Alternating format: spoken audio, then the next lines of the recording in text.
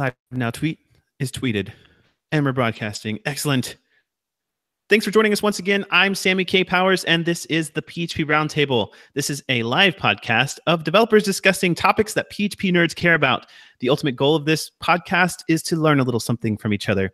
If you're listening live and want to be a part of this little shindig, send a tweet to PHP Roundtable. I've got the notifications kind of monitored right here on my other computer, so we might address your snarky comment and or question live on air if you want to join in. PHP 7.2 is out. Well, it's been out for a while now, since November, actually. In fact, I'd be willing to bet that many of you listening today have already upgraded to 7.2. In fact, Jordi Baggiano from the Composer project recently posted usage statistics for PHP versions amongst Composer users. Interestingly enough, PHP 7.2 has seen the fastest adoption rate since Jordi started collecting statistics.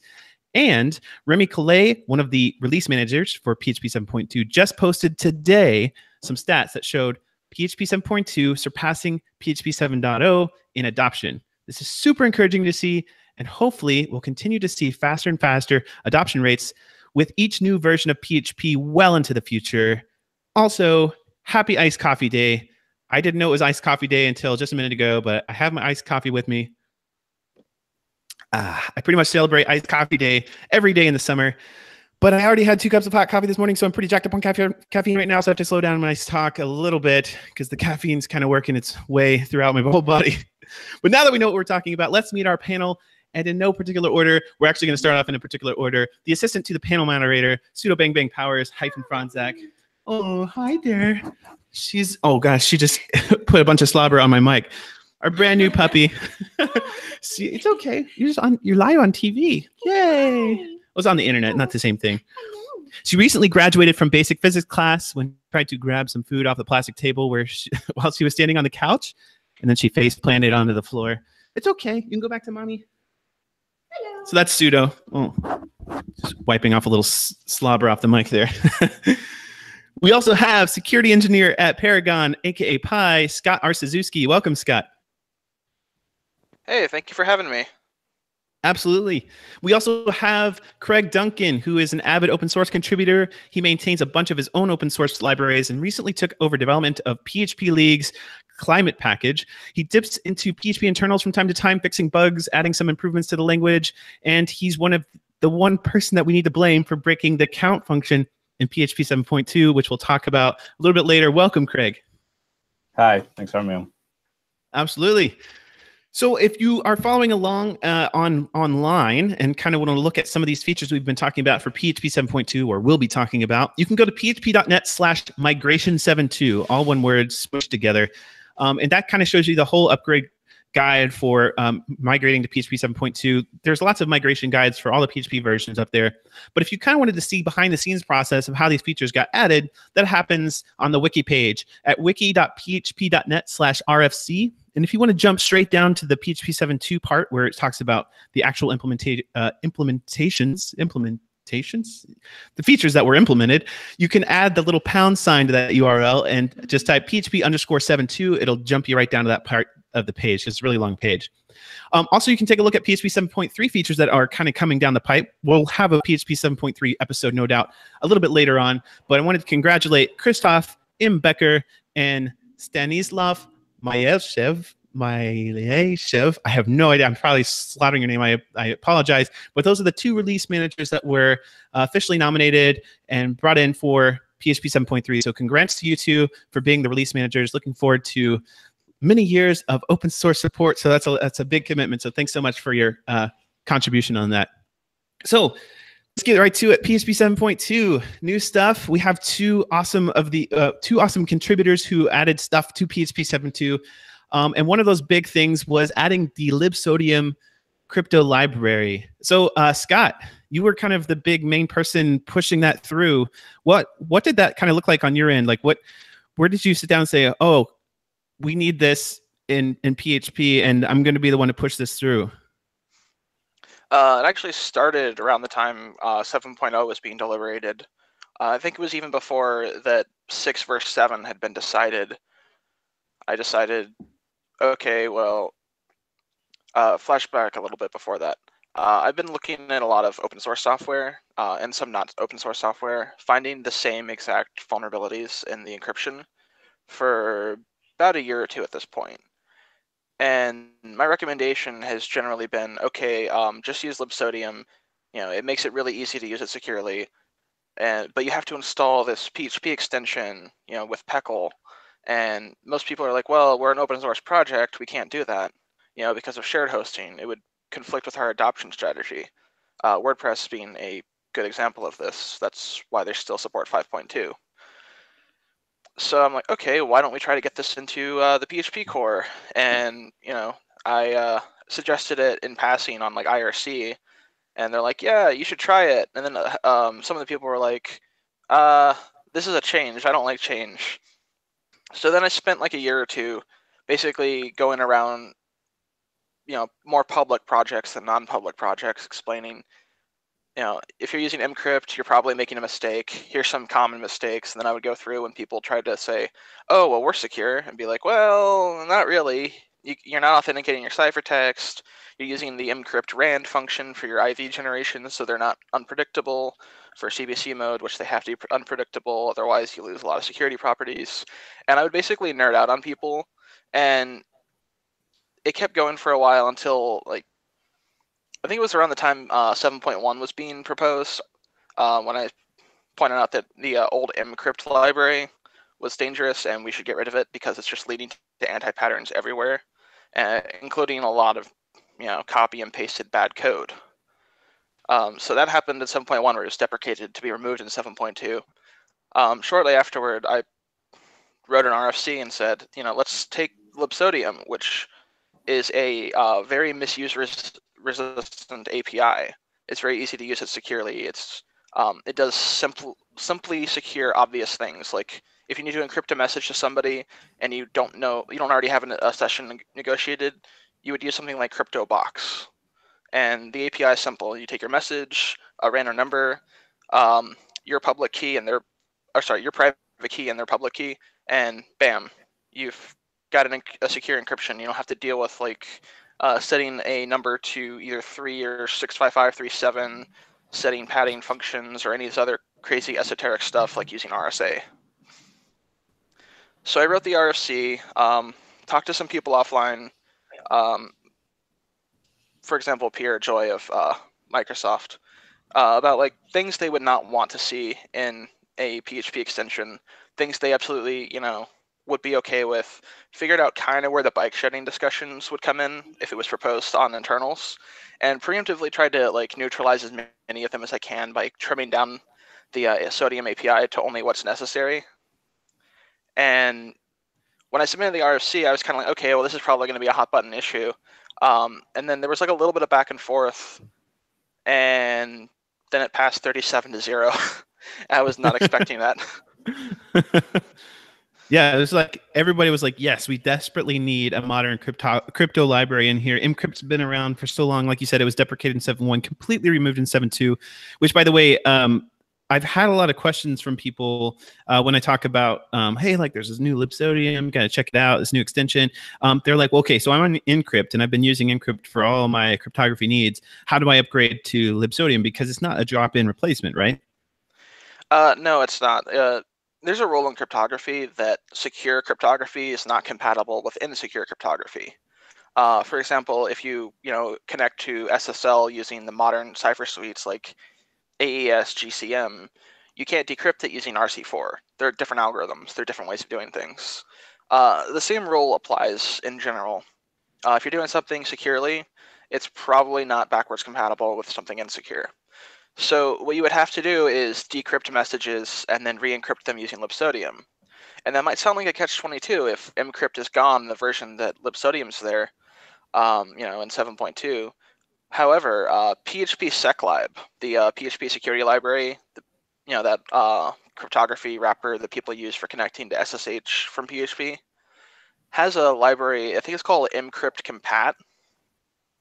And basically, it's a pure PHP implementation that you can use to decrypt messages for the purpose of re-encrypting them with Libsodium.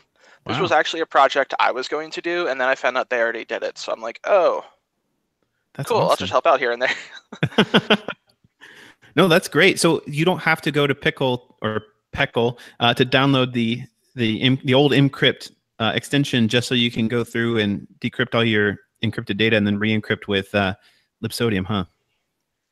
No, you can if you want. It's probably going to be like several orders of magnitude faster because some of the ciphers have to be re-implemented in PHP in their compatibility library, which I don't know if anybody's ever tried doing that, but it's slow compared to writing it in C and compiling it and letting your compiler make smart optimizations. But not like too slow to the point to where you'll notice it. We're talking microseconds versus milliseconds. But if you wanted to install the mcrypt extension for this purpose of migrating data, go ahead. But for people who can't do that because they don't have PECL installed or they're not allowed to install extensions, mcrypt compat is the way to go. By the way, I am actually helping Magento with this exact problem right now. Oh, really? Yeah, they wanted us to review their new encryption protocols for the next version coming out, and also to help them, sanely make migrating from mcrypt to Libsodium as transparent and painless as possible. And that's actually the library that they're using in order to facilitate that. Cool. That's awesome. Well, I'm curious about OpenSSL because that's sort of like another library that a lot of people will use for encryption and things like that. What would, well, first of all, do you even recommend people stay on OpenSSL, or do you recommend they go ahead and if they install PHP 7.2 to go ahead and upgrade to Libsodium? It's mixed. There's an encryption library by Taylor Hornby known as the Diffuse encryption library. And under the hood, it uses OpenSSL for most of what it does. The other part, it uses the hash extension. So saying don't use OpenSSL is not really precise. However, if you're doing it directly yourself, or if you're using the public key components like OpenSSL public encrypt and OpenSSL private decrypt, I would bet 99 to 1 you probably have a vulnerability in there somewhere because it turns out web developers aren't cryptography engineers.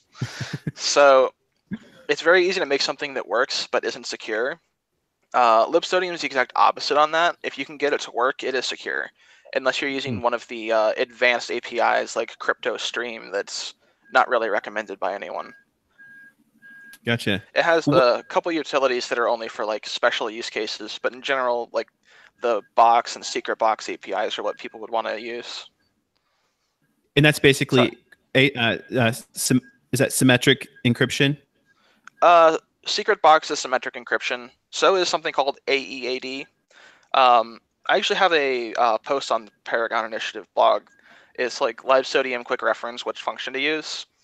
And if you find yourself having your choose between secret box and the AEAD methods, you're not really, unless you need the additional data authentication feature of AEAD, you're not really missing much either way.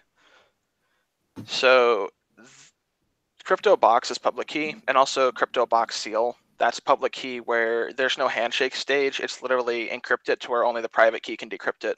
Once you encrypt a message with secret box or CryptoBox Seal, you can't decrypt it locally. So that's good for like storing something that can only be decrypted offline, like a credit card number. Gotcha. Well, if you look at the Sodium docs, it's at php.net/sodium for the Libsodium extension or the Sodium extension. It lists all the functions that are available in Libsodium, and there's a lot. There's like it looks like there's like close to 100 new functions that were added for this extension. To the first-time viewer, it might feel a little overwhelming. Is there any advice you can give to like, okay, start here, and this is why there's all these functions? They look like there's a bunch of different ones, but they're all kind of similar. The way Libsodium was designed. Okay, when you're designing an API, you either have two choices you can make. You can make it to where it's parameterized, where you have to say like pass in your message, your key, and then some other configuration settings like mode or whatever. Like it could be anything. It could be like your bcrypt cost for password hashing. And these are all different things that have to be passed in, as options, and that gives you more knobs and levers and more room to make error. What Libsodium did instead was make each one a dedicated function. So that's why you'll have like crypto AEAD, and then you'll have like 3 different variants, and then you'll have encrypt or decrypt or keygen or whatever. But it looks like a giant mess until you actually like look at it like side by side and go, oh, these are different algorithms. So instead of passing the algorithm as a string, it's a different function. So it's very easy to reason about for like an API design. And if you wanted to trim down the functions being included, you can support one without having to support them all. There's a lot of subtleties that went into that, but it's a little bit different from what most PHP developers are going to be familiar with. So as I mentioned, I have a quick reference post on the Paragon Initiative blog.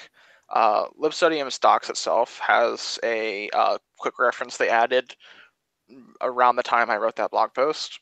And it kind of says the same thing, use these functions for these sort of problems.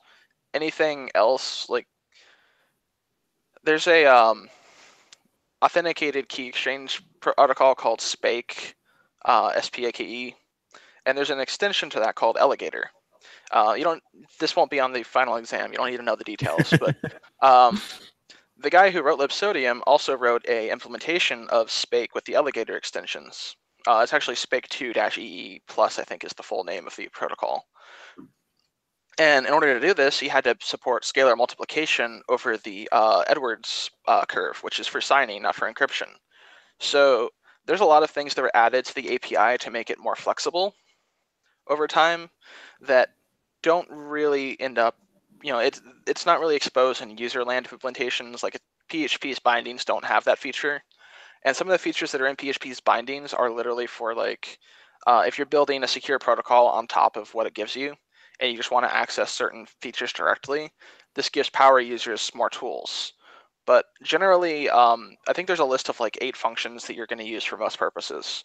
And that solves like 99% of things people who deal with cryptography will ever run into. Cool. Minor plug, I wrote a library called CipherSuite, and yes, it's a pun. I think I published it 2 weeks ago. It basically it allows you to do encryption on a database at the field level and then search on that data using a technique called blind indexing. Most of that was implemented with symmetric encryption and password or hash functions. There's nothing like, there's no weird mystical, algebraic fields or lattices or anything. It's literally, it uses common components that most developers who have to work with cryptography would already be familiar with. And it's a good proof of concept of, you can do a lot with very simple extractions. Cool. That's awesome. I want to look back at the PHP manual itself for Libsodium, because I noticed that there's quite a bit of places where the documentation actually needs to be added. And sometimes it even has kind of the API that it has listed is for the C implementation instead of the PHP implementation for like mem0, for example. I'm curious, is there a way or any recommendation do you have to get people who want to get involved with PHP internals, don't necessarily know where to start, but like maybe documentation might be a good place? Like, how could they get involved with helping getting Libsodium documentation up to snuff? I might be the worst person in the world to ask this question, because most of the reason why the documentation on php.net isn't up to snuff is because when I tried to access it, the system just, I couldn't log in, I couldn't edit anything, and then I couldn't reset my password, and it became a giant headache, and I kind of just walked away from it and said I'll come back to it later, and then work happens, so later hasn't come yet. Yes, I totally feel you on that one. So I think the general recommendation is to request editing karma for the documentation. I think there's a mailing list dedicated to that.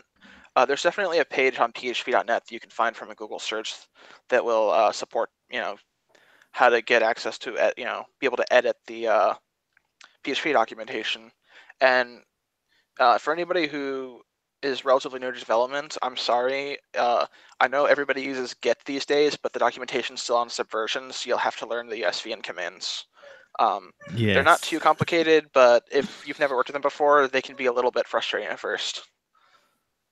Absolutely. It's I remember contributing some docs and then being like, SVN commit, wait a minute, this is actually going to push it to the actual repo, the shared repo that everybody's on. And it kind of blows my mind. It's been so long since I've used SVN that it's like, this feels dirty and wrong, and it kind of is a little bit. But I'm curious though, doesn't the documentation already exist somewhere else where because you had developed the extension outside of internals first and then ported it into internals with a slightly different API, but still overall same documentation, right?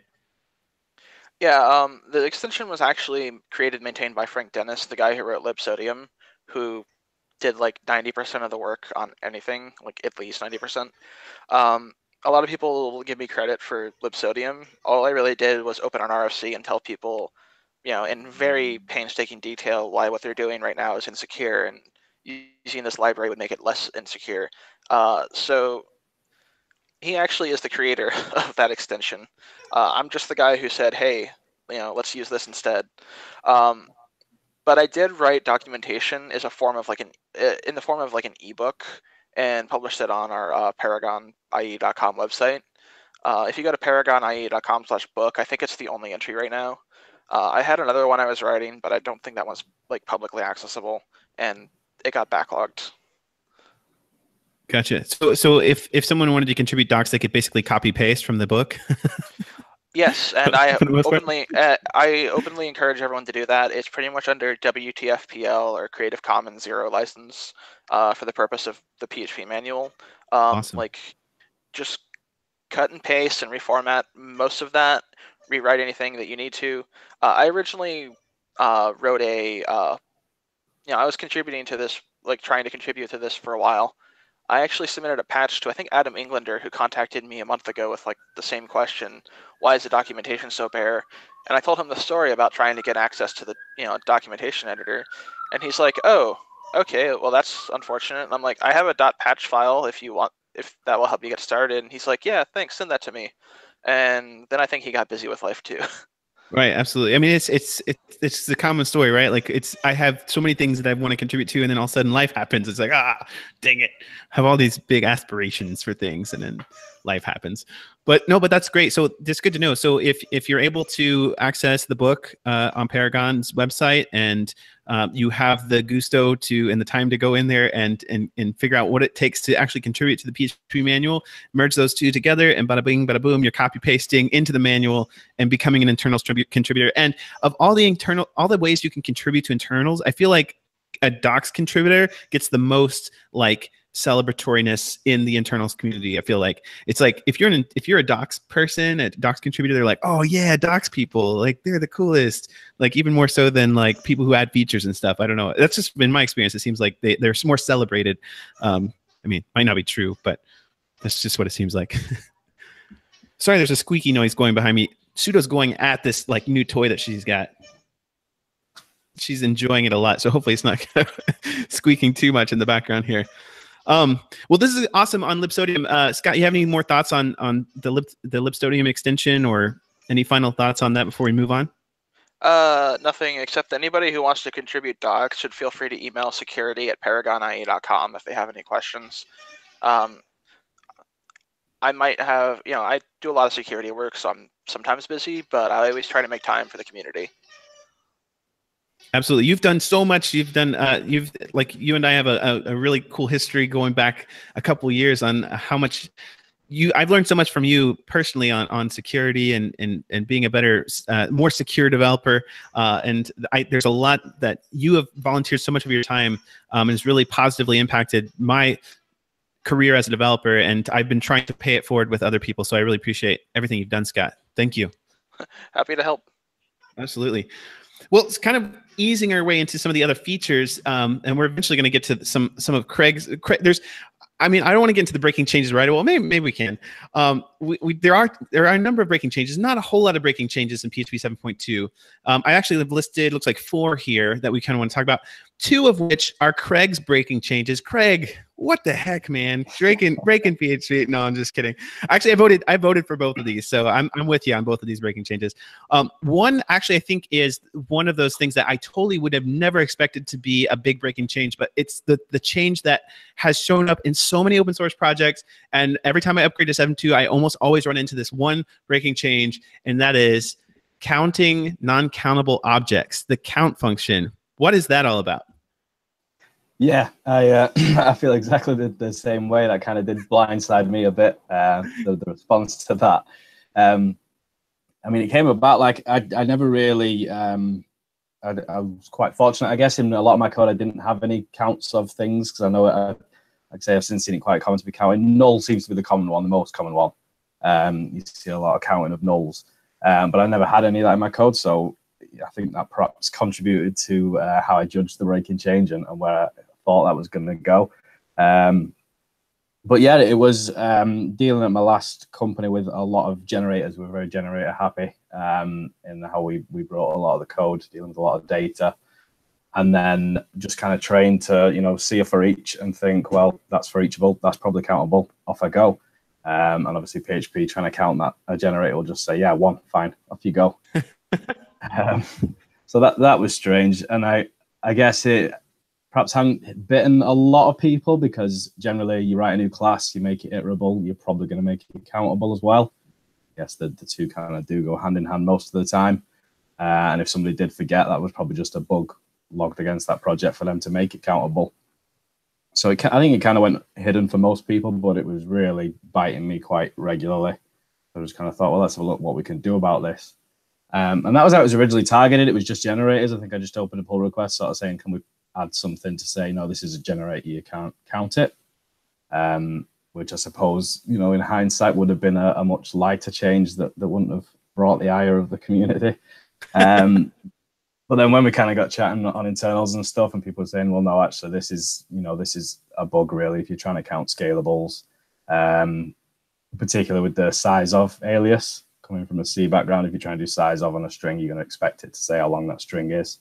It's just going to say 1 again. So yeah, we kind of got into it on there and realized that no, actually, this should be anything that's not an array and doesn't implement the countable interface should raise a 1. And we discussed deprecation notices for a while, but that didn't really get any traction. What Scott said was interesting. Like you say, when you approach internals, you do kind of try and massage the RFC as much as you can at first, trying to anticipating where it's going to go. It can be an interesting discussion, but again, similarly, that it kind of went over pretty easily, really, and the RFC again, I think, passed with 0 votes against. So again, making it even more surprising when it was released, and yeah, people were a bit up in arms about it. But I see that now. As you said, I've dug into some other code since then and hit upon this problem myself. It is something that I sympathise with. But I think a lot of those people aren't necessarily going looking for the whole generator case and the whole case against the classes. They're just seeing the code broken and thinking, well, this is silly. And like I say, share your pain. But it seems like a really good kind of pain, though, especially in terms of finding those esoteric bugs, right? That the ones that like, hey, it runs just fine, but I'm getting these weird results. I mean, that's kind of exactly what this is supposed to fix, right? Yeah, exactly. It's PHP silently going over a bug. Yeah, that's what we don't want, really. Yeah, it might shout about something that is fine at runtime and doesn't really cause an issue, but still, it's better that we raise those cases where it is a problem. Yeah, I think anytime you're counting something that's not countable, yeah, that's a bug, really. Totally. And the place that I feel like I've seen it the most in most of the open source projects and the projects that I've upgraded to 7.2 is where you'll have like a class, it has a property on it that's an array, but it's an uninitialized array. So it just sort of like sets the property and later on tries to count it to see how many elements are in that array. Since it hasn't been initiated yet, it's a null, and it tries to count null and it raises the warning. And that's the sort of the breaking changes. Lots of warnings showing up in the Travis CI builds.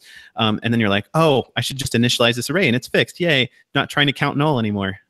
Yeah, exactly. And that's where the counting null, returning 0 came in handy because, that worked essentially. But yeah, the fact that property is not defined, does need sorting. Maybe you're counting the wrong property or whatever. Right.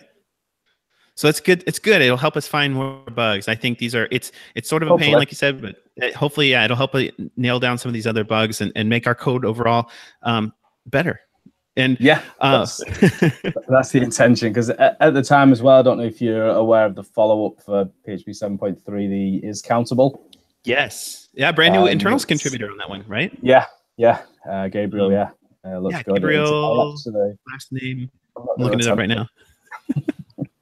But that was something that I actually proposed around the same time as the whole counting warnings. because logically, you assume, yeah, we're going to need that. Can we pass this thing to count? But then there was some discussion around it's a bit of a shame, really, that it didn't get into 7.2. It's a bit awkward, I guess, to have the warning in 7.2 and then the workaround in 7.3. But it was something that I wasn't really sure about the justification for. I kind of think, like, you probably should know something's countable or not. It probably, again, indicates that the code's perhaps not necessarily buggy, but, needs looking at and needs maybe refactoring a bit to say, no, I should know at this point whether I can count it or not. So ultimately, that didn't get off the ground, but that's made it in now. So hopefully that'll alleviate those people that just skip 7.2. Absolutely. Gabriel Caruso, brand new internal contributor, contributed is countable to PHP 7.3. Makes it a little lot easier. Instead of doing a check for is array or instance of countable, you can just do is countable the array. And sudo is chewing at my cord. Don't chew the cord, you'll get electrocuted. It's okay. There's another pretty significant feature of it as well, in that some objects can be countable without implementing the countable interface. Ah, interesting. So internally, there's like a count handler that they can implement, and that then count will count them. But if you try and judge whether it's countable yourself, you can't actually figure it out from user land. Gotcha. So well, I mean, countable handles that. Sorry. No, good. No, go. Okay. So you were saying earlier how it's a little awkward how, you've got the count no longer counts like non-countable things, and then you get is countable in the next version of PHP. But I feel like that's happened with a lot of features, like, having return types be implemented, and then in 7.0 and then 7.1 have the void return type. And that hits me every time I try to I write code and I think, oh yeah, this will work on 7, and then I get it on 7. It's like, what's void? And they're like, oh yeah, it didn't come out till 7.1. So I'm with you there on like some features, like you're like, wait, why didn't this exist? Also like nullables, like sort of like you can make like the question mark string, like the nullables. You feel like this feels like such a feature of like 7.0, but it's not. It was 7.1, right? 7.1, yeah. I think we've all just got like type hints in our heads. It's like, yeah, type hints came with 7. Yeah, that's fine. It kind of came with 7 and then got even better with each version. That's cool. So, but that's not the only function you messed with. You messed with number format as well. Changing things up all around. So what was what's the change in number format, number underscore format? Because I know a lot of us use that, and it's in a lot of my code at least. Yeah, so that was a little quirk that I actually had seen in the wild a couple of times, but just kind of worked around. So basically, if you've got a negative number and you round it to 0, it's technically, by a floating point math, it's technically -0. And number format would display it as -0, which 9 times out of 10, or maybe 10 times out of 10 is not really what you want. But you could work around it by, I don't remember what the workaround was now, but there was a simple workaround for it, so that's all I'd kind of done in the past. But what I do with PHP is, like I said, the generator thing was a sort of a selfish thing of me going in there and saying, this thing's bothering me, I'm going to take a look. But what I try and do every now and then is go and look through the bugs on there and see what's kind of bothering people and what we can fix. And that was a bug that was on there. It's saying, I've called number format on 0 and it's giving that -0, which is understandably confusing. So I just took a look at that, and I took a look at the logic, and I actually had to have 2 stabs at it with internals. It's the first time I got sent away saying no, -0 is valid. But then I found that it actually is just a quirk of the fact that it's rounded something away. So if you pass in -0 to number format in any version of PHP, it'll display 0. What was happening here was if you passed in negative like 0.1 and rounded that, because it was originally a negative number, even if that number is now lost and it's -0, it would then display it in that case. So I got to argue it on an inconsistency. Nice. And for that reason now, whether it's -0 or -0.1 and you're rounding that away, it won't display a minus on just 0 itself. And I think actually, sorry. Go ahead. I'd actually forgotten about that until I saw it on the list, and like you say, all the breaking changes, 50% of the breaking changes with minor against them. So. They're good. They're good ones, though. Like I said, that was a bug fix that kind of got, I think, because like I say, the whole -0 being valid discussion kind of got brought up a bit more and dragged into an RFC. But yeah, true that. It was interesting what you were saying. Like you tried to push it forward earlier, and it didn't go through, and then you you came up with, hey, look, this makes it actually more consistent with how the rest of PHP works. And then it's like, oh, everybody supports it, right? And then maybe that's like the thing. If you want to add a feature, if the feature makes the language more consistent, I feel like you get a lot more support for it. I mean, I don't know if you agree with that or not, but that's kind of what I've seen with a lot of RFCs. Yeah, for sure. I mean, there's got to be a high bar to get stuff into PHP and to make changes, and that I think it's right that way. Like I say, we joke about making sure your RFC is as good as it can be, but I think there's got to be a reasonable high bar to clear to get stuff in there and to make changes, particularly to stuff. So yeah, it's the right way for it to be. But yeah, consistency is a big thing. I think it's one of the big things that's kind of pointed at for PHP negatively. So yeah, anytime you can clear that up and make it act a bit more consistently, yeah, you're gonna win favor on internals. Absolutely.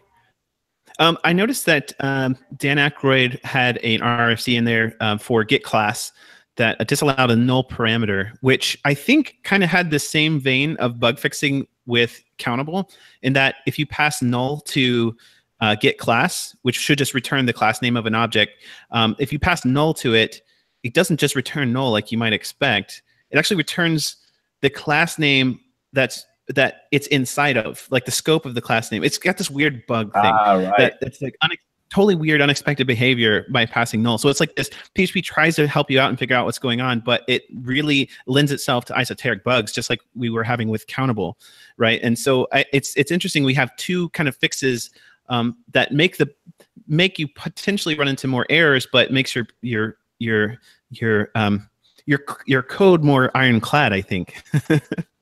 Yeah, for sure. Yeah. So I presume get class with no parameters is a valid thing, is it, to say what class am I? Yes. What context am I in? Right. Right. Yeah. Passing null into there. Yeah. Yeah. I wasn't aware of that. Yeah. But, yeah. Yeah. And then I think the only other breaking change was Andrea Folds put up a new converting numeric keys to objects. If you have an object having numeric keys and or properties, and then an array with numeric keys, when you convert those from either object to array or array to object, those used to be completely inaccessible because of the way that the internals hash tables worked with converting those things. But now you can actually access those properties. It's a breaking change, but I don't even know how that would necessarily affect people unless you're doing something really, really weird behind the scenes, which, I mean, hey, it's PHP. We'd like to do lots of weird things to push the language to what it's really not intended to do, but still works. So, I mean, it might bite some people, but I've never seen any bugs show up personally from that one. No, I don't think we'll get a horde of angry people on Reddit over that one. True that. Well, we're kind of getting close to the wrap up, so I do want to hit a couple more features that are popping down and hit up just a few more deprecations. But Scott, I'm curious to hear your thoughts. Argon 2 password hashing algorithm was added to the password functions. Argon 2i version 1.3. So Argon 2, that's a password hashing algorithm that I guess won some sort of contest for password hashing. Is that right? Yeah. I don't know the timeline off the top of my head, but a couple of years ago, a bunch of cryptographers and security experts said, okay, the state of password hashing isn't catching up to like the latest attacks using like GPU clusters and custom purpose ASICs to basically try to do brute force attacks faster. And we have everyone's like, oh, we'll use bcrypt, oh, use scrypt, use pbkdf2, and there wasn't a lot of like I guess you could say people didn't tend to agree on the same things. Like there was like little nits and back and forth bickering over which algorithm's better and which one's better in what context. So they decided, okay, let's just have a competition, kind of like how the advanced encryption standard was selected. Have people submit designs, have hackers try to break them, and once we get through the final round of this, we'll have a handful of algorithms that are probably secure against all known attacks, with certain trade-offs. And Argon 2 was the one they ended up selecting as the finalist based on a lot of really just design details. For example, one of the finalists was called YesScript, which is based on scrypt, and it avoids some of the weird things with scrypt. Like if you put in a certain salt and then you encrypted or you hash the same password with, instead of the salt, you did like the SHA-256 of the salt, you'd get the same result. So there were little things in the design of scrypt that made people not feel super fuzzy, warm and fuzzy about everything. So out of, I think it was something like 30 or 40 entries, Argon 2i, Argon 2 ID, Argon 2D, those are the three variants. But basically the Argon 2 standard was selected as the recommendation for password hashing and turning passwords into encryption keys for basically the internet. And that finished in 2015. So that's the like full background without going into too much detail of what happened.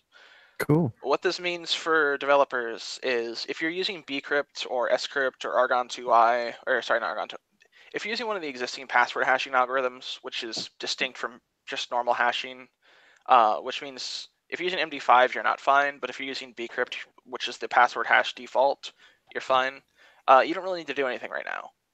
You're probably fine. Just, if any of your sites get compromised, everybody should reset their passwords, and you know the whole incident response dealy there. I don't have to go into that. But in the near future, maybe PHP 7.3, 7.4, I think the industry recommendation is going to be to migrate everything to Argon 2. And like I said, there's three different variants. There's Argon 2i, Argon 2d, and then Argon 2 ID. And that comes down to an internal design decision. Argon 2i is meant to be timing side channel resistant, which means that it doesn't index anything based on your secret information. There's an entire class of side channel attacks called timing attacks, including something called a cache timing attack. Basically, Argon 2i is designed from top to bottom to withstand these kind of attacks. But for web applications, they're not the most practical way to attack anything. So people have been reaching for Argon 2D, which is the data-dependent variant. But that's more for something like key derivation or like Bitcoin or some other alternative blockchain system. There was a hybrid design called Argon 2 ID where he does 2 passes of data independent and then 2 passes of dependent. And this might sound kind of like, in the weeds, but basically you're getting the best of both worlds. The best attacks against, a cache timing leak, which is what Argon 2i prevents, you're still protected on Argon 2 ID, and then you still have the extra GPU resistance of a data-dependent lookup. So Argon 2 ID wasn't really specified when the RFC for Argon 2 was added to PHP. It was mentioned in an earlier version, but it wasn't in 1.3 of the specification. And since then, it's been re-added, and it's actually in the RFC that's, well, not the RFC, the draft for the Internet Engineering Task Force. So, long story short, Argon 2i is fine, Argon 2d is fine, Argon 2 ID is even better, bcrypt is fine for now, scrypt is fine for now, PBK DF2 is probably okay, but not great for now. Anything else, consider migrating. So if we're already encrypted, say we already are using bcrypt and we're already using the password functions in PHP, what does it look like to, say, preemptively upgrade to Argon 2i, even if we're just like, we want to be a little ahead of the cryptography curve here, the hashing curve? What does that process look like?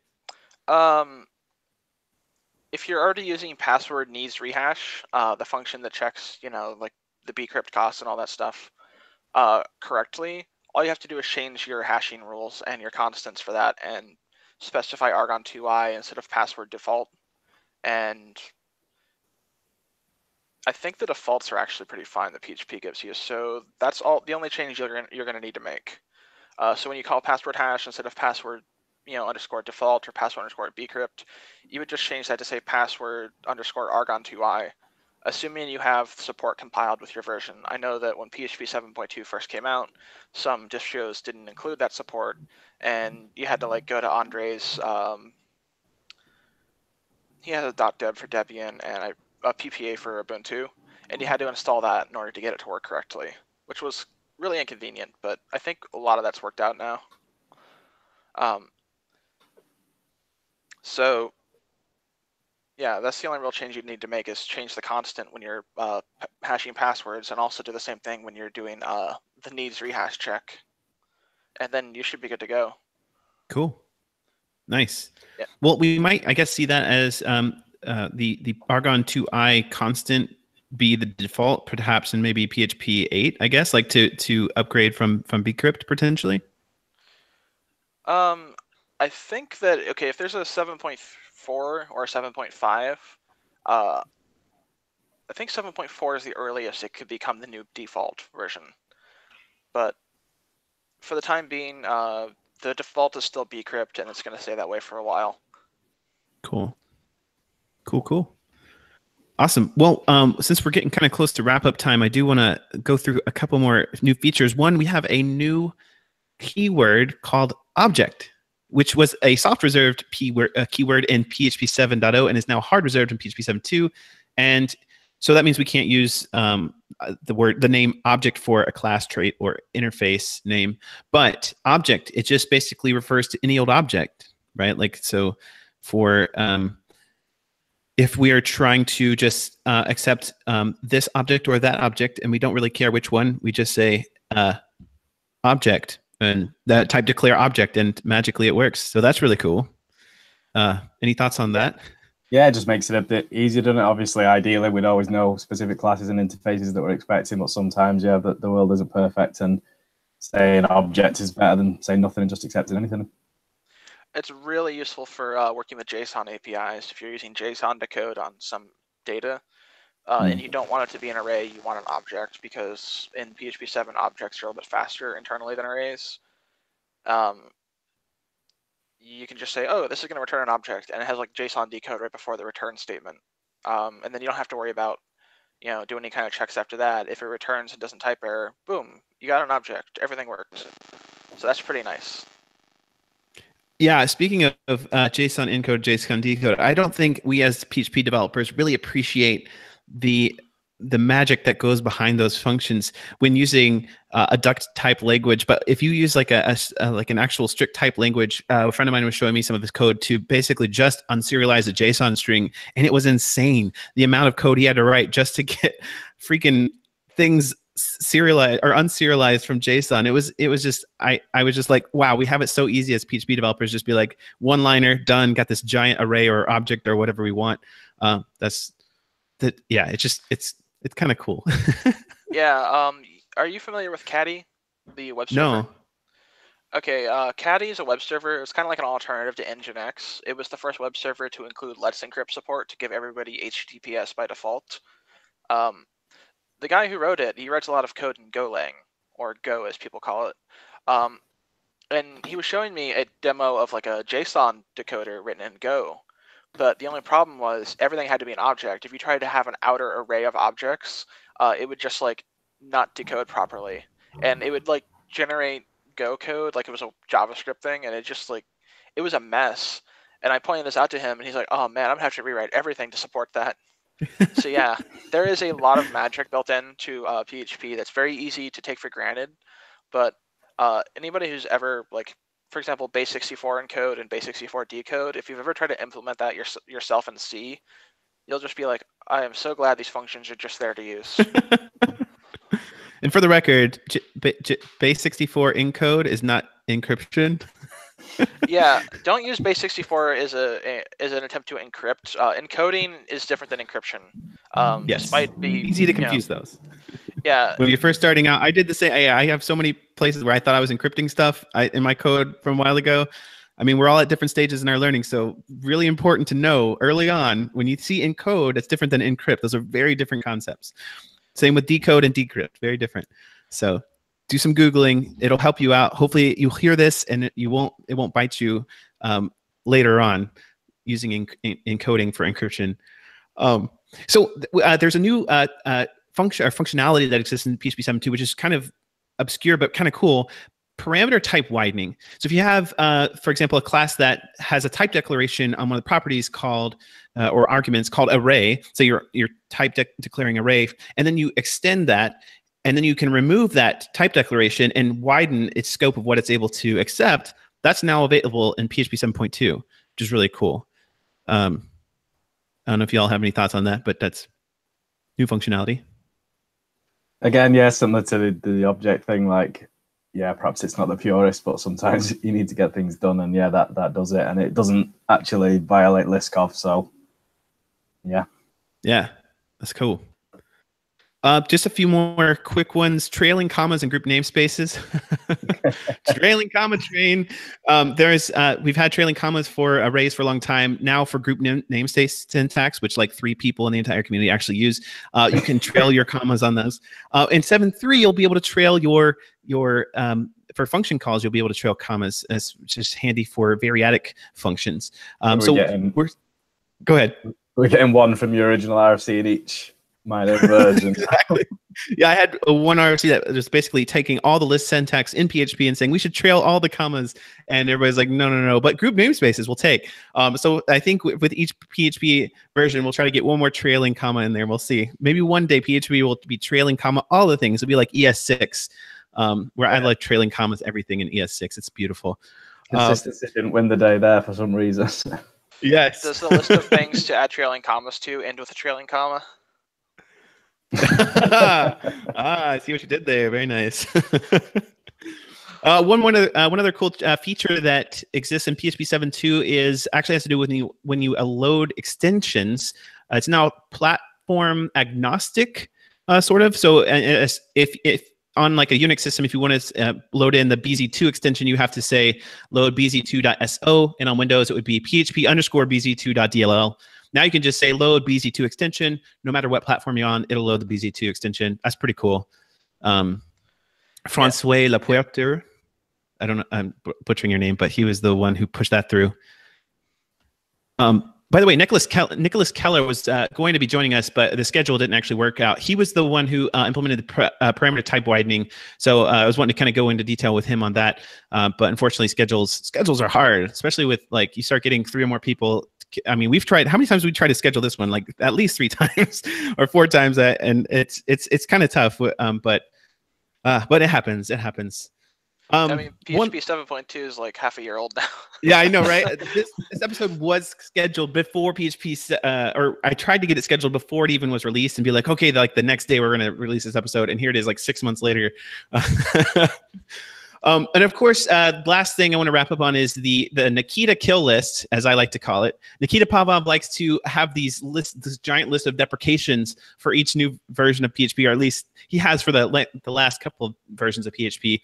And just kind of quickly scanning through the list, these are all the deprecations in 7.2 using the __ autoload function, which was superseded with the SPL autoloading, and they're not compatible with each other, and nobody really, I shouldn't say nobody ever uses it, but it's sort of like, let's not confuse how we do autoloading in PHP and deprecate this and eventually remove it. So that's on its way out. Create function, which is a function that was basically adding lambdas in PHP 5.2 and below. We've had lambdas for a really long time, and for security reasons, we're going to be removing that eventually, but it's just deprecated right now. Let's see anything else. Speaking of like the same reasons why we changed count and the get class for these esoteric weird things that go on, the unset cast, as you would expect, would unset a variable. It doesn't. It just sets it to null. So it's very confusing. It's not used as much as using just the unset function. So the unset cast is being deprecated and will eventually be removed. Parse string, another security update, or another security guided deprecation. Parse string, or parse s_str. We use that sometimes when, I guess, parsing parameters, an array of parameters from it's a query string, right? When you parse a query string and it puts it into an array, instead of sending in an array by reference, if you don't give a variable there, it just dumps them into global scope, which is really gross. I'm just going off memory here. I could be getting that slightly off, but no, you're right. I've cool. actually run into that bug in production a couple times. Yeah, overwrite variables by changing query string parameters because something's doing some weird API parser, and it gets fun unless you're the person who has to read that bug report. That change of requiring the array to be there, like deprecating it without the array there and dumping it into global, is unambiguously a good move. Actually, whenever I use parse string, I write a helper method that will just call it with a empty array and then return that array. And then I never use it Nice. directly. I only call the glue function because it's very easy to miss something, to forget to pass an array, and then suddenly, oh look, I overrode all of my global state. Yeah. Or if you're doing like Laravel, use a lot of compact and expand everywhere, so it's kind of expected that way. But if it's not an expected result, it could lead to disaster. True And that. I managed to use that to actually get remote code execution on a project like 2 years ago. So yeah, so this is a good change. This is a good change to help with these little obscure bugs that we could potentially run into. Just a few more. I'll just mention one more. The each function. I don't know how many of you remember using the each function in combination with list within a while loop to for each over an array.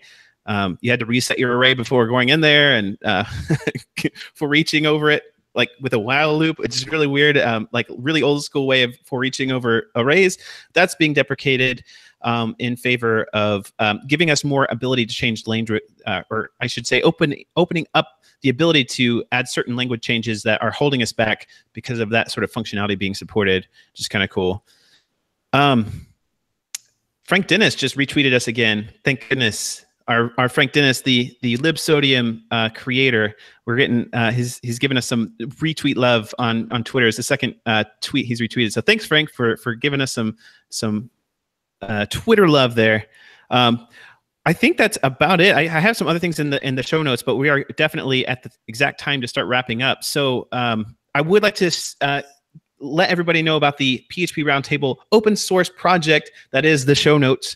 If you're interested in contributing, go to github.com/PHP Roundtable, and you'll see a repo there called show-notes, and you can totes contribute. It's awesome. It's all in Markdown. You just listen to an episode, write some notes, and then I will copy paste those notes into the php.com website, phproundtable.com website. I don't know what php.com goes to.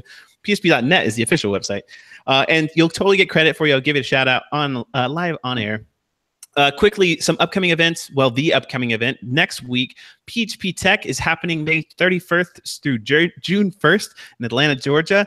I'll be giving my talk, Let's Get Random, under the hood of PHP 7 C Spring, which would not exist without Scott Arciszewski, who's on our panel right now, who yelled at me at an open source project that needed a C Spring. And I was like, I don't know what that is, but I don't like your code. And he was like, what are you doing? It needs a C Spring. It makes it more secure. And he taught me about it. And I'm now, ever since then, I've been going to Scott for security related stuff, and he's amazing. So thanks, Scott. I'm also going to be doing a PHP Test Fest workshop to get contributing to internals if you're interested in that. It's a free, open to the public event happening at PHP Tech. So if you're in Atlanta on Friday, June 1st or something, whatever that Friday is, pop on in and go to this Test Fest workshop. It'll be totally fun and totally free. And I might be announcing my secret project for the PHP Roundtable, which I've been giving lots of hints. Lots of people have sent like messages and be like, I think it's this. A lot of people are actually right, but I'm not confirming or denying whether they're right or wrong. So let's wrap up with some shameless promotional stuff. Craig, do you have anything that you want to shamelessly plug? I recently actually just put together a new library. I was surprised it didn't exist.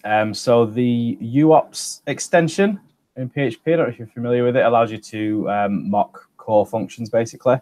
So that's great. But when you're trying to use it in testing, it can be a bit long-winded. So I actually wrote as a project that gives it like a mockery type interface. So yeah, go and check that out and tell me if it's rubbish or if someone else has already done it. So where can you access that?